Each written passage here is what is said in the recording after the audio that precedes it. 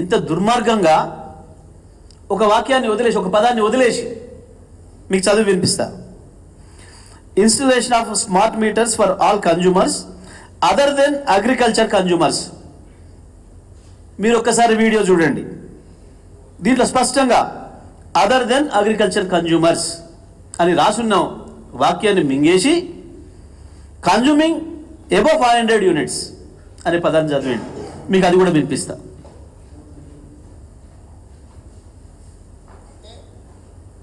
Distribution transformers దగ్గర జనవరి 4 తారీఖు నాడు ఒప్పందం చేసుకొని ఏం చెప్పారంటే జూన్ 30 తారీఖు లోపల, అంటే దాదాపు 6 నెలల లోపల డిస్ట్రిబ్యూషన్ ట్రాన్స్ఫార్మర్స్ దగ్గర 100% మేము మీటర్లు బిగిస్తామన్నారు.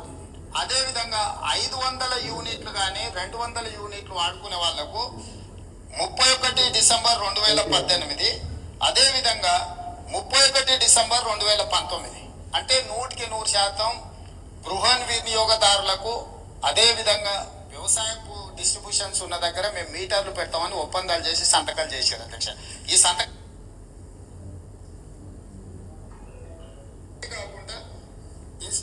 కాకుండా installation of smart meter for all consumers above 500 units public month by December. ఇక్కడ చూసారు కదా మీరు, మళ్ళీ ఒకసారి వింటారా? Installation of smart meters for all consumers, consuming above 500 అన్నాడు. మధ్యలో ఇది ఉంది, other than agriculture meet consumers.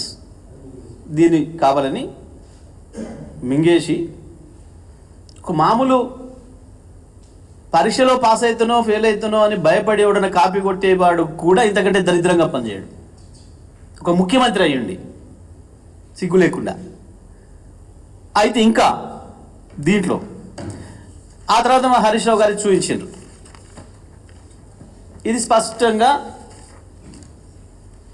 Additional borrowing space of 0.50% of GSDP linked to performance in power sector.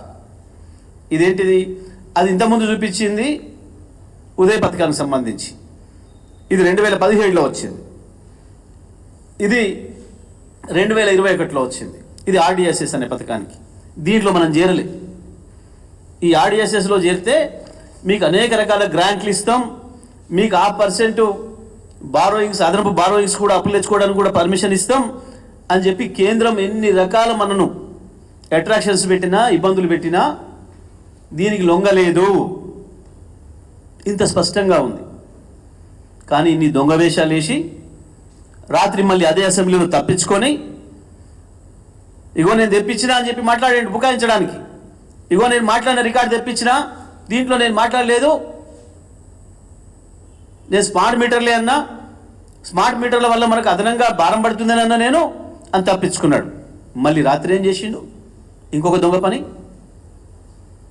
మొత్తం పేపర్లకు తన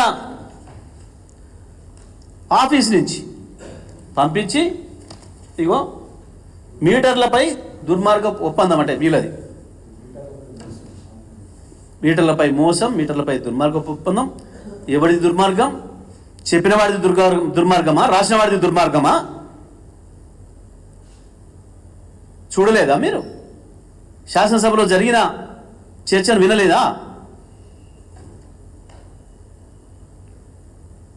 ఇంతకు మించిన దుర్మార్గం, ఇంతకు మించిన అబద్ధం, ఇంతకు మించిన మోసం ఇంకోటి ఉంటుందా? ఇదా మీరు చేస్తా ఉంది. చెప్పేటప్పుడు ఎవడైనా ఇట్లా ఏమైనా చెప్పొచ్చు, కానీ రాసేటప్పుడు కూడా ఉండాలి కదా వీళ్ళకు కూడా. ఇంత దుర్మార్గమైన అబద్ధాన్ని రాస్తే తెలంగాణ ప్రజలు ఏమనుకుంటారు? రేపు పొద్దున వాస్తవాలు వచ్చిన తర్వాత తెలంగాణ ప్రజల దృష్టిలో మనం ఏమవుతామన్న సోయి వీళ్ళకు ఉండాలి కదా. ఇవా ఈ దుర్మార్గ ప్రాతల చెప్పిండవచ్చు చెప్పేటోడు. దొంగతనానికి బరి తగ్గించినోడు ఏమేం చేస్తాడు? కానీ వీళ్ళకేం అవసరం? దేనికి వచ్చింది? ఉదయ పథకం ఏంటిది? ఆర్డిఎస్ఎస్ ఏంది? ఒప్పందాలు ఏంది? చదివేటప్పుడు నువ్వు మాట్లాడిన చదివినది ఏంది? ఈ దొంగతనం ఏంది? చాలా స్పష్టంగా మీ అందరికి కూడా దొరుకుతుంది, పబ్లిక్ డొమైన్లో ఉంది వాళ్ళది. నిన్న ఆయన మాట్లాడిన మాటలు, ఉదయం పూట హరీష్ రావు గారు మాట్లాడేటప్పుడు మధ్యలో అంతరాయం కల్పిస్తూ లేచి మాట్లాడిన మాటలు, రాత్రి మళ్ళీ